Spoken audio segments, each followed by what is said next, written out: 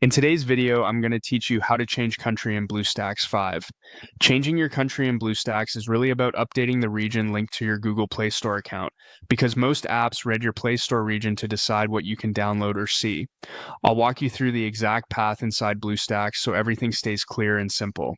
First, open Bluestacks 5 on your computer.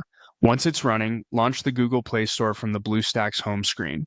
You'll be doing all the changes inside the Play Store just like you would on an Android device.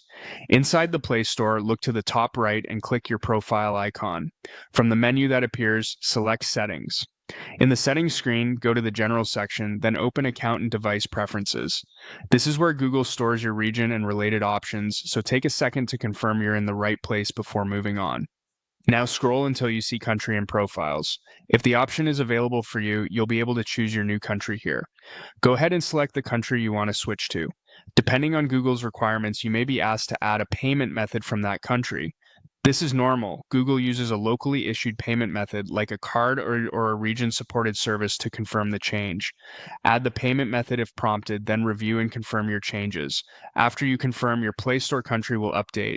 Keep in mind this doesn't always happen instantly. It can take up to 24 to 48 hours for the change to fully apply across the Play Store and your app listings.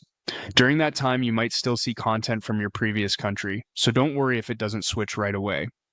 A couple of helpful tips as you wait. If you don't see the country and profiles option, it might be because the Play Store hasn't recognized a new region yet, or you're not currently eligible for a change. In general, the Play Store may limit how often you can switch regions, and availability can depend on your account history and location signals.